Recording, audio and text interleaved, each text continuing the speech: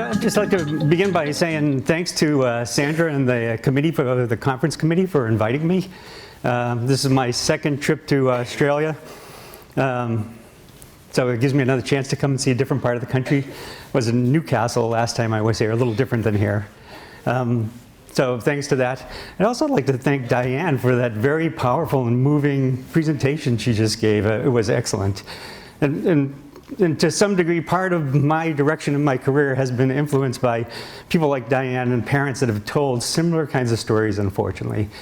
So I just want to I do really want to say thanks for that. It was very powerful. Just to get, I'm hoping I'm holding this thing. Just to get started, I'll give you a little geography lesson. I've gotten a little geography lesson from coming here and just kind of seeing what's going on. I am at Utah State University, which is in Utah. I am in Logan, Utah, which right there on the map, that's about where it is. We're in the scenic corner between Wyoming, Idaho, and Utah. It's actually a lovely location. I do live in a mountain valley. Essentially, the top picture is our view to the west. It's called the Wellsville Range. The other direction to our east is part of the Bear River Range, where it is all part of the Rocky Mountains. Logan itself is at about 1,500 meters where the university is. The mountains above us go up to about 3,000 meters in height. So it is a true mountain valley. It's a very, very nice location. We do have multiple seasons, so probably a little colder there than here. But it's very nice like that. Just checking my time, making sure the timer is working. The original title I put on this was Developmental Parenting, Effective Strategies to Engage Parents in Supporting Their Children's. But as I went through it, I really kind of settled in a little different course. And if I were to retitle it again, I would call it Developmental Parenting, a Rationale and Introduction. Just to kind of give you a flavor, I'm just going to talk about a little bit, not get quite as much into the developmental parenting strategies right here. I'm going to be doing, I do have a workshop on Saturday. I'm going to go into our instrument, piccolo instrument we use a little bit more. But kind of give you a feel for what's going on around developmental parenting and why it's such an important concept in my opinion anyway. Just to start, let's drop back to parenting in general. Parenting can promote children's development. This is not a surprise to anybody. Everybody knows this, I think. If you look in the research literature, we've had a strong research literature that good parenting predicts better developmental outcomes, both for typically developing children and for children with disabilities. Early work really coming around in the mid to late 90s with much more emphasis on parenting and kind of parents' role in children's development. And if you look kind of at our models of early intervention, kind of what drives our field in some respects, the models, what I would consider the two primary models that are out there, and forgive me if I've got a little bit of a US-centric view, I'm sure there are other models out there as well. But kind of from where I sit, I really see two models that really do drive the field in a lot of ways. One is the developmental systems approach by Mike Goralnik, and it's been explicated a couple of times, most recently in 2011. He's got a book kind of that goes through it a little more detail. The other is the work of Carl Dunst and Carol Trivette and their colleagues on family-centered practice. I think both of these models have really helped us as a field to kind of think about what are we doing and how do we involve families in this process that we're engaged in? How do we keep them in the process, and how do we really use the skills parents have? How do we use the strengths of parents? And in what ways can we think about using these skills? And I think these two models have really helped kind of drive our thinking in that respect. They've been very, very powerful, and I go back to them a lot to just kind of see what kind of things they're predicting. Dunst and Trivette, as you may know, he produces articles at an incredible rate. Somebody that doesn't have enough hobbies, I think. So, but if you look at what's going on in the U.S., and this one slide here is really more U.S. centric. We have all these models that talk about including parenting and parent-child interaction and how we look at parents. And that doesn't exclude child-focused activities, but it kind of opens up to us to a broader picture of what's going on. For young children in the United States, 0 to 3, our youngest children, infants, toddlers, home visiting is the most common service delivery model.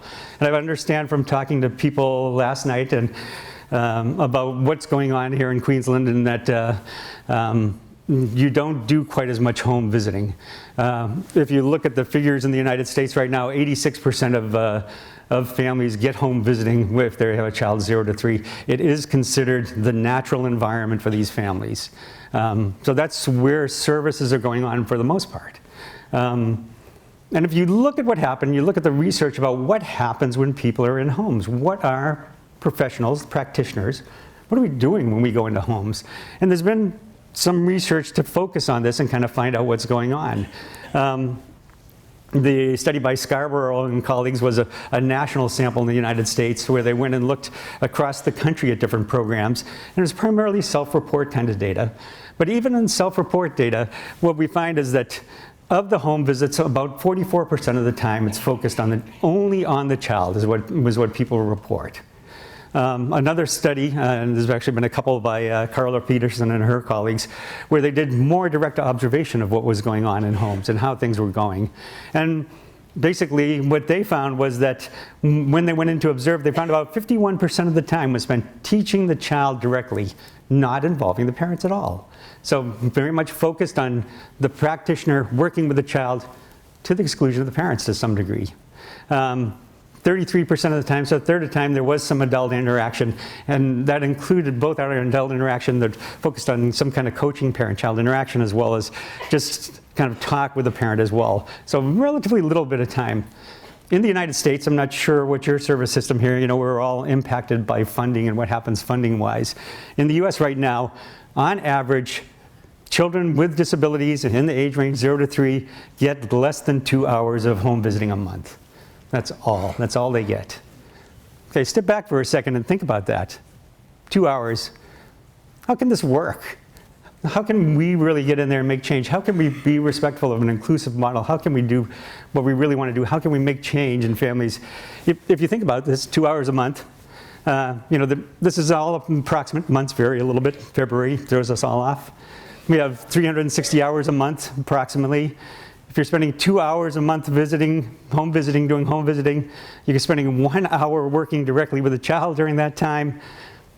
Essentially we're looking at about less than 0.5% of the child's awake time is spent in any kind of therapeutic intervention where we're involved as professionals. So you've got to step back and you've got to ask, if this is the case, if we're in there so little, how do we really expect to make change? Why not make better use of parenting, parent-child interaction? Why not focus in that direction? Just something to think about. Changing pace a little bit. So that's kind of parenting in general and kind of what's going on service-wise. My colleagues and I put together this model, Developmental Parenting. And we do have a book, Developmental Parenting, that talks about it. And it's really about how parents support child development. They're looking at kind of bringing the research literature together to look at what goes on and how can we facilitate parents supporting child development. Again, it's research-based, everything's supported that's in there. And it's not a program or a curriculum, but it's a set of strategies within a model that would kind of help guide us in how we would work with families. Kind of in the bigger picture, we talk about developmental parenting. We have these strategies, which I'll talk about more at the end, that you would involve when you're working with families in a home visit or in other situations as well. The same strategies would apply. That lead into developmental parenting behaviors, which we identified, again, through the research literature, but we identified these 4 primary behaviors: affection, responsiveness, encouragement, and teaching as parenting that all parents engage in, and that are parenting behaviors that are good for kids, good for typically developing kids, good for kids with disabilities. And those behaviors in turn lead to good child outcomes. So we see better social outcomes, we see better cognitive outcomes, we see better language outcomes when parents do more of these things. So how do we know these domains of parenting predict these outcomes for children with disabilities. There is some research that leads us in this direction, but more specifically, I just wanted to give a quick overview of this instrument, Piccolo, which is an observational measure of developmental parenting with children ages 1 to 3. Again, my colleagues and I, we developed this over a few years with some federal money that we were able to get. And Piccolo, very simply, is an observational instrument, and it's got a number of nice characteristics to it. It's very brief. You can do it in a 10-minute observation. It's pretty straightforward. 29 behaviors. We were able to kind of boil down literally hundreds of behaviors to 29 that seem to, and these are not the only 29 behaviors that exist out there, but they're correlated with other behaviors that also predict good parenting as well. But 29 that people could actually see when they looked at them, so they're reliable, you can see it, and they're valid. The work we've done so far, and again, it's with a larger sample that includes primarily what we in the United States call at-risk children. They're from low-income families, they're families that have a number of issues. Children with disabilities were included in that sample as well. So it's kind of a mix of young children that we looked at. And the tool, from what people tell us, is relatively practical, easy to learn, goes together well. And luckily enough, Lori Rogman, my colleague, and she's my wife too, just so you know, she had access to a very large database. She was part of a national study where we had access to quite a bit of information, including videotapes of parent-child interaction. So we were able to develop the Piccolo using over 4,500 video clips, over 2,000 families from 17 sites across the United States. Let's say there were a lot of undergraduates who watched a lot of parent-child interaction for a long time. So we based it on a lot of information that was out there, a lot of data that we could go to, which has been good. So again, it does it does measure these developmental parenting outcomes, affection and responsiveness, encouragement, teaching, some of the literature kind of that some of that is based on. And why use the Piccolo, and just to kind of get you thinking about how we use it or how we recommend using it. Come on Saturday if you want to learn more. But it does identify parenting behaviors that support early childhood development. So all the behaviors that it looks at are positive behaviors, lead to better developmental outcomes. And more importantly, in some respect, it shows what parents are comfortable doing. Not all parents do all behaviors, but parents do certain behaviors for various reasons. They think those behaviors are important. They believe those behaviors make a difference. And this applies to cultural differences, other differences as well. But everybody engages, all parents engage in some positive behaviors. In those 4,500 video clips we score, no one ever scored 0 on the whole instrument. Nobody. And some of those families were pretty impacted families, very risk-averse families. The other thing it does is it really helps you encourage to think about the behaviors. It shows you what's important, but helps you as a practitioner consider how you're going to work with parents a little more. It gives you more information to guide your practice. So it gives you a little more information like that. And this is the data from the larger data set, the 2,000 families, where we just very simply, we did do more analyses than these, but just very simply looked at children at age 1 to 3, so we have Piccolos at 1, 2, and 3, and then it's ready for school at age 5. Luckily enough, in our data set we had data as the children were leaving preschool and entering kindergarten. And you just simply look at those with lower developmental parenting, as we measured it with this test. Their children were less ready to go into kindergarten versus those that did more developmental parenting behaviors. A pretty significant difference. Okay, now, so does this apply for children with disabilities? Keeping an eye on things. So does Piccolo work? And so luckily enough, we did have this large sample that I mentioned, and there were children with disabilities in it. And so I went back and I broke out the children with disabilities from those that didn't. And again, these are young children, 0 to 3. And so we knew I was able to identify 236 kids that were either receiving early intervention services already through our what's called Part C in the United States. It's services for young children with disabilities, infants and toddlers with disabilities, or they had a diagnosed condition that at some point we're going to get them into the special education system. And the programs they were in, the Head Start programs they were in, which is essentially services provided to low-income at-risk children in the United States. It's a nationwide program. So there were these children that had been identified but not yet put into the, not entered into the services for children with disabilities. And then we had almost 1,400 children that at that point in time, again, things change as we go, that did not have an identified disability, seemed to be on track. Demographics for this group we're looking at, they are all low-income families. It's a relatively stringent criteria in the United States. A lot of people receive these services. There are not enough to go around.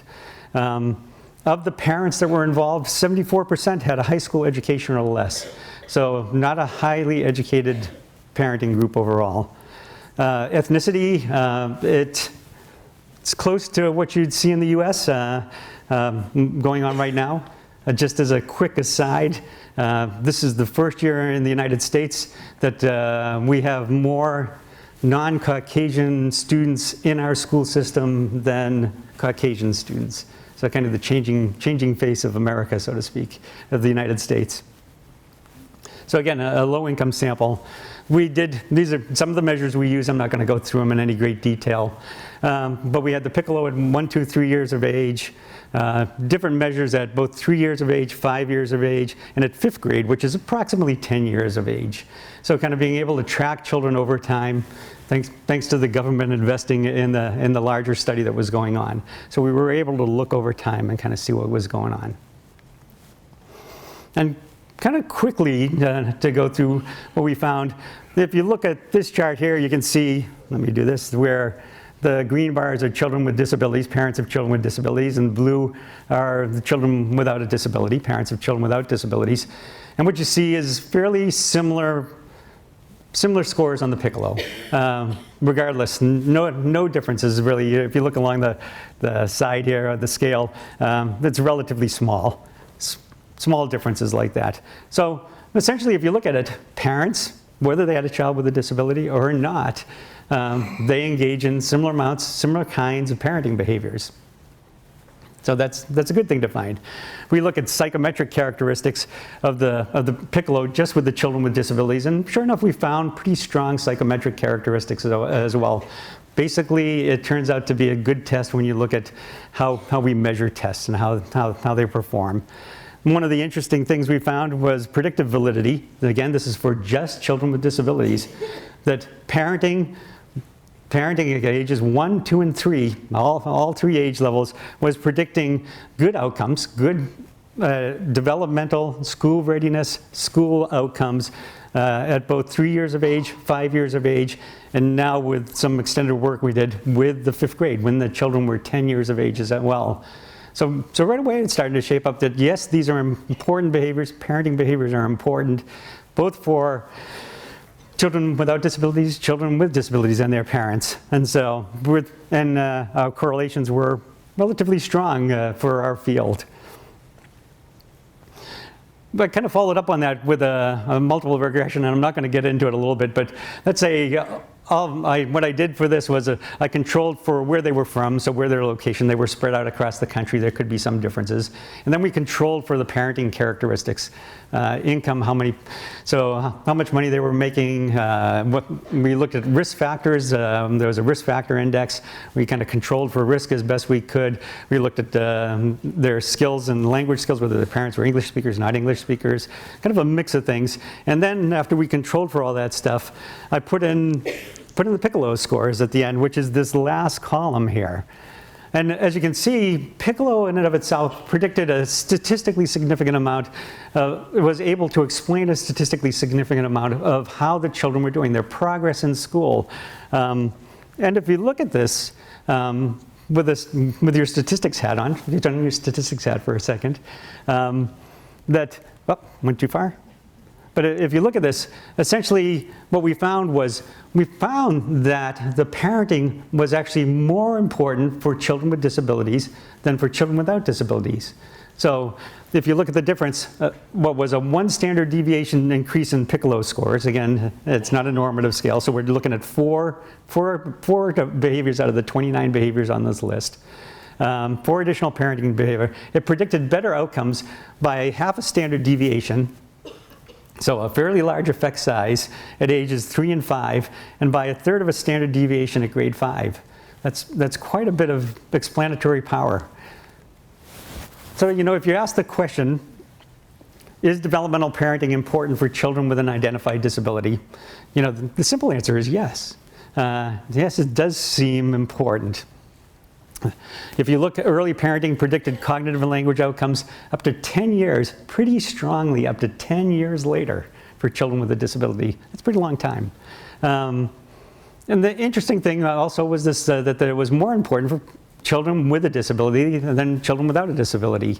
The impacts were greater for developmentally vulnerable children. And if you look, sure enough, there are hypotheses out there for why this is the case. There's this hypothesis called the differential susceptibility hypothesis by Belsky and colleagues, where it talks about this being kind of a true phenomenon in a lot of vulnerable populations. That indeed certain things may have more of an impact. And it seems like parenting fits pretty well into this, kind of based on the data we collected. And then you can ask yourself, why might parenting be important? Other than the reasons we can think of just offhand, kind of what's going on from a developmental perspective? What is it about these young ages that make them so critical, that make them so important? And again, instruction always plays a role, so it never goes away. But my colleague Jerry Mahoney has done quite a bit of looking into this and a little more. And Mahoney, he does have responsive parenting, responsive teaching that he does as a intervention model.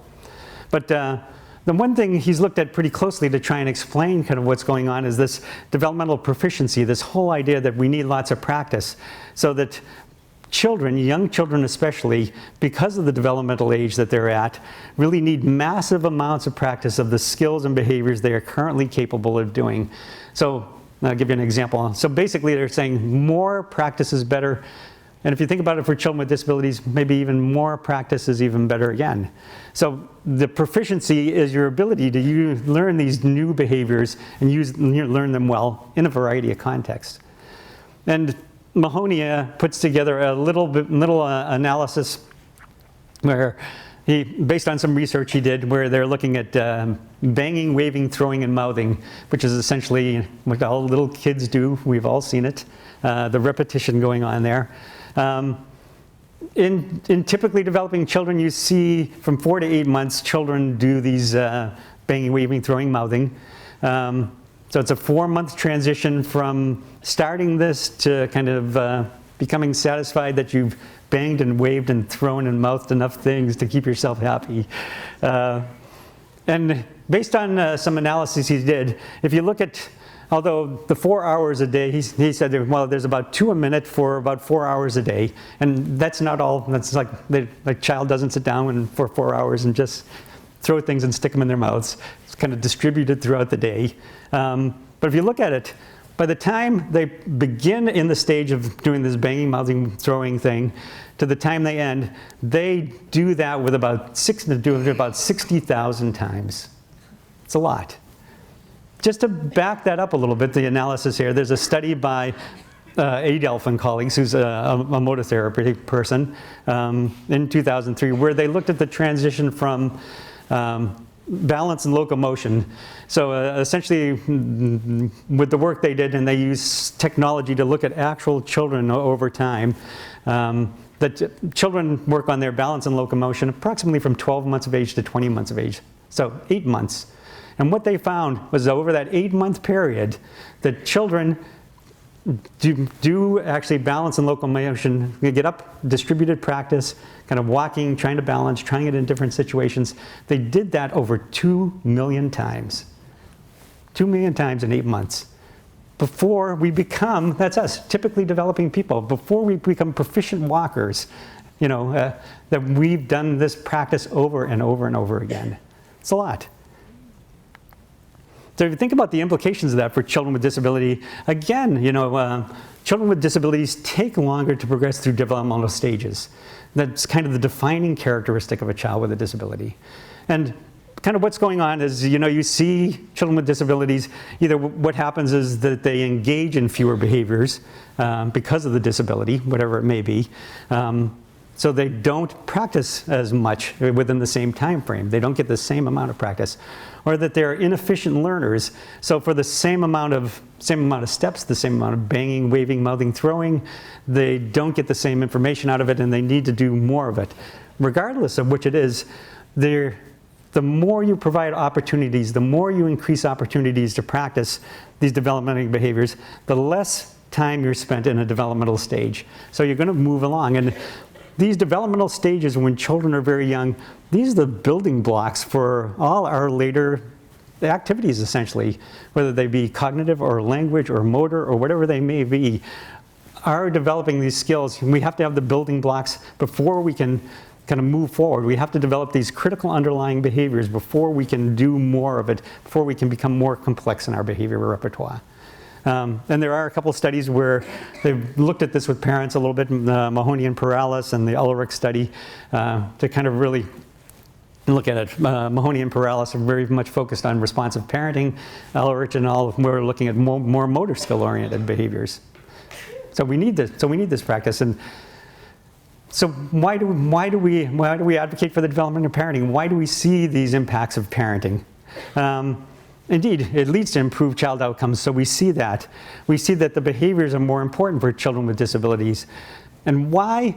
Basically, what we're hypothesizing is that the increased developmental parenting leads to increased opportunities to build child's developmental proficiency, that there is more engagement in the process.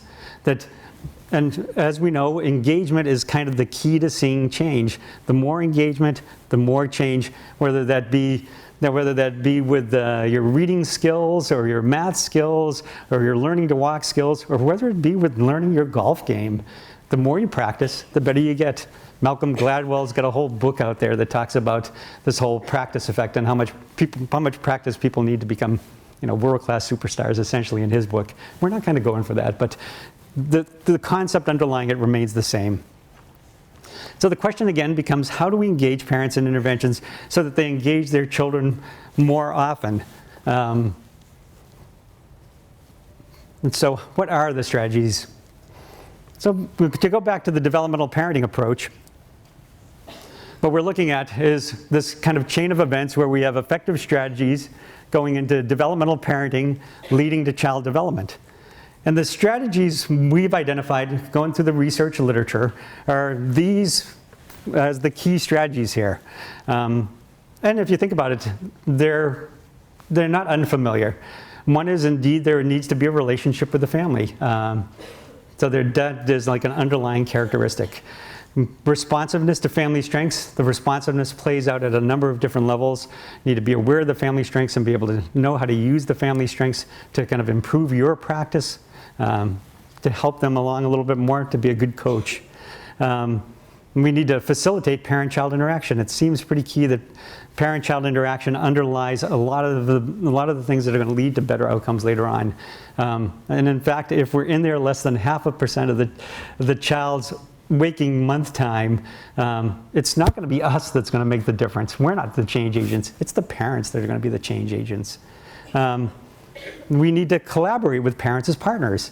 I think Diane's story highlighted some of the issues of non-collaboration pretty well. Kind of what happens as a result of that. It is a collaborative process.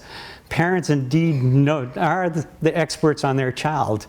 That's one of the things we stress quite a bit, is that although we're experts on children in general, parents really do know their child. And parents don't need to know all about development. They need to know about the development that's for their child, that's relevant to their child. And then the other thing is, no matter what kind of process we're taking, whether it be home visiting, which we've been focused on a little more, or even in other settings, how do you engage? How do you engage parents in the process? How do you engage children in the process? How do you engage the parent and child in the process? So how do you get engaged, the family in the visit, and with each other? The more engagement is kind of what we're going for in the end. In the book Developmental Parenting, we talk about 3 aspects that facilitate kind of a developmental parenting approach. One is facilitative attitudes. And I was looking through this, Denise talked about your early childhood intervention best practices paper. that you do all have in your packets. Many of the attitudes reflected in this are similar to what we have in the book when we talk about the different attitudes that are necessary. So I'll push on the paper too, say read through the paper, see what you think. And so I think a lot of it's about our approach and our assumptions and how we work with families and how we approach that relationship with families. There are also a number of facilitative behaviors that we can engage in as practitioners that lead to better outcomes. And then content, we need tools to kind of help us do this. It really is hard to kind of step back and judge what we're doing independently of that. In the book, these are the behaviors we recommend. And these are all based on, and in the book itself, we have multiple citations for everything, all of these 6 things here. So 6 primary behaviors. The focus on child development. If your goal is to improve child development, sure enough, you got to focus on child development. There are a lot of things, and especially in a home visiting situation, you probably encounter them even when parents come into the center.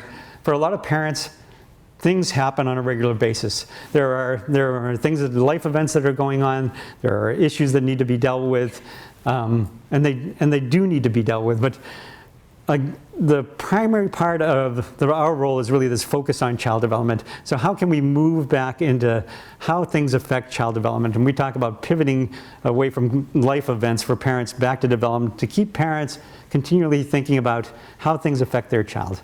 How does that impact? To make them aware. Many parents are not that they're not aware, but they don't necessarily think about sometimes about how certain things going on in their life can affect an infant.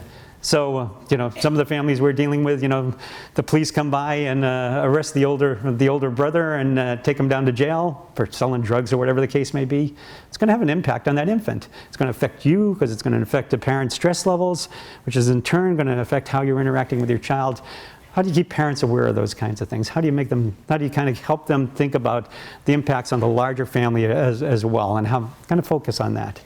Engaging the parent and child together. Again, the developmental parenting stuff seems very important. It's really the parent and child interacting together after you walk out the door, after they walk out of your session, after they leave, that's going to make the big difference. And Diane kind of highlighted some of that as well. So that's really what's going to drive the long-term changes, how the parent and child interact when you're not there. Support developmental parenting behaviors. Again, we identified a set of behaviors. There are other behaviors that are good behaviors as well. But kind of how do you support those behaviors? How do you kind of help parents keep focused on that? How do you coach them in that direction? Essentially, I might have enough time depending on how the clock goes here, but the developmental parenting behaviors we're talking about are not complex kind of behaviors. They're simple parenting behaviors that most parents do to some degree or another. The collaboration with parents comes up as an issue. Indeed, we've come a long way in the field. I think most of the models out there really look at parents as collaborators. How do we keep them continuing on in this collaborative role? We are the coach. We've really moved from, the expert model in the field to us becoming the coaching model. And so how do we interact with coach? How do we collaborate with parents? How do we maintain this collaborative relationship? Involve other family members. That was mentioned, that was true in Diane's story, where the other family members played a huge role in her daughter's development. And that's always the case. It's wishful thinking to think that if there's a large family out there, that it's just going to be the mom, which has been kind of historically, that's going to have the key role. Indeed, mothers do play a key nurturing role, but fathers have a role, siblings have a role, grandparents have a role, daycare people that may be involved have a role. How do we involve these other folks in activities that help the child, that help move in a positive direction? And then building on family activities, and Robin McWilliams kind of talks a lot about routine, looking at the family routine-based interventions. Indeed, that kind of underlies the heart of building on family activities. What do families do? we take it a little further, and he does as well in his blog to talk about what are the materials you're using. Are they things that are available at home? It's nice to have the fancy stuff if you can, but only if the parents are going to be able to maintain it. So kind of what are the materials you're using? How are you getting at it? Are they things the parents use and do on a regular basis? And Robin's book on routines-based intervention is very good and kind of helping think about that. Just kind of quick, just 3 effective strategies, and I'm not going to go into any great detail here, but this engaging parent and child together. A few things that we've seen, simple things that sometimes work. Handing the materials to the parent instead of you being in charge of the materials. Parents are always in charge of the materials. They're the person that's doing this. So always the parent is the key focus person. Parents get the materials first. They learn to use the materials. Asking questions. If you look at some of the coaching models that are out there, Rush and Sheldon have a book on coaching and kind of how you use coaching to work with parents. It's a very good resource. Kind of look at how you can use some coaching techniques. A lot of it is asking questions and how you ask questions, the different kinds of questions you can ask. How do you keep parents thinking about what their role is and how do they keep engaged in the process? Identifying and supporting developmental parenting being a second one we have on here. Just observing parenting. We really do recommend just doing part of the visit, just letting the parent and child interact and watching what's going on. Watching while being quiet and watching what parents do. We have a tendency in our field just to talk a lot, for lack of a better way to say it, but kind of letting the parent have the stage and letting them do that, and then providing feedback as appropriate. Kind of again with the coaching model. Help parents use family routines, materials. Again, what's available in the home? What do they have? What are they already using that you can use to meet that you can help them use to meet the desired goals? So what's already there that they can use? And using the activities family already do. I think people are very familiar with that. But that's just 3 strategies that really do help move things along. This research that this slide is from is not with children with disabilities. It's with the at-risk population, still working on getting some funding to do more testing with children with disabilities and their families. But essentially, in a randomized controlled trial, we looked at the developmental parenting home visiting versus people that were in a control group. We've got a mix of things in reality. But what we saw is that families that received more developmental parenting, more strategies used in the home visit, led to more parent supportiveness, which led to better child cognitive outcomes. A pretty direct path. The other thing we saw with this group we looked at was that the more developmental parenting, the less parental punishment we saw going on. So less spanking, negative comments, things along like that, which led to less child aggression overall.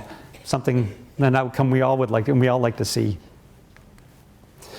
So how can you promote developmental parenting? Essentially, it's this idea at the top here of planning, implementing, measuring, improving, that you need to have all parts of that. You do need to plan what's going to go on. You need to implement what you're doing. You need to measure outcomes at a number of levels and kind of come back around and how do we improve on that process again. As part of the developmental parenting model, we talk quite a bit about the effective home visiting strategies, and we do have a measure of actual home visitor behaviors that lead to this, and we call it the HOVRS, Home Visiting Rating Scale. I'm going to be talking about this afternoon for a half hour. It's really fast. But to talk about that a little bit, the developmental parenting, which is the parents interacting with their child, kind of what they're doing, how do you use that information to build on the strengths parents already have? So how do you take the strengths that they already show and kind of build on that, which is the Piccolo tool. And then, keeping tabs on child development, which we do pretty regularly, but using that in the process to really look at how the 3 go together. And there's a host of measures that do that. And there are other measures for developmental parenting that get at parenting as well, just to be fair. So to stop and think about it, is developmental parenting enough? Because I'm sure there's some skeptics in the audience. There always are. We do have a role. We are knowledgeable about how children develop. We are knowledgeable about the intervention strategies we use. We do have a knowledge base that comes to bear that in our coaching role with parents can help improve some of these things. Some of the strategies that we know will work, we can help parents learn those faster and put those into effect faster. So we do know some things that are going on. And again, some families may need additional parenting support. There are questions out there. Parents of children with autism, for example, children with severe disabilities may need more kind of informational things to kind of help them in their process like that. But I will point out that with autism, Jerry Mahoney used his intervention, his responsive parenting with children with autism in a recent study, found very strong results, positive results for children with autism. The folks in the Netherlands that do the video interactive positive parenting, they recently published a study looking at using their video VIPP model, which is similar in many respects, which looks at positive parenting skills using video as kind of an underlying base, and found some very strong outcomes for children with autism. I've been trying to get funded on a project where we're going to work with families who have children who are deaf and blind to look at using some of these, to get at some of the underlying behaviors to build more responsive kind of parenting, more developmental parenting. So why not start with what children are already doing to support their development, and why ignore their existing strengths? Take advantage of those things. Use the information we have available to us. Do the strengths-based practice that we can do. So is it enough? We do know that more developmentally supportive parenting leads to better outcome. The other thing, we know that not all the parents don't have to do all the behaviors. They all lead to good outcomes in different kind of combinations. So lots of different behaviors lead to specific outcomes, and specific parenting leads to lots of different outcomes. So there's ways to look at it, but good parenting, developmental parenting is important. And many of those behaviors do support children. My challenge really would be to you, and I've made this at other places as well, as this early intervention concern where we're working with very young children and their families, that we don't tend to focus on parenting as a priority outcome. And there's various reasons for that, why we tend to focus on child behaviors. But parenting does seem to be a key outcome that we need to be aware of and that we need to look at. Even if it's not on your IEP or IFSP or whatever it is you may use here in Australia. But parenting does increase the effectiveness of the early intervention outcomes and what we see down the road. Longitudinally, parenting does make a big difference. So why isn't parenting more of a focus of early intervention? Our models support it, the research supports it. Kind of the challenge to you, I think, is really, how can you make this happen more in your practice? How can you do this more on a daily basis when you're working with families? And at that, this is our developmental parenting team.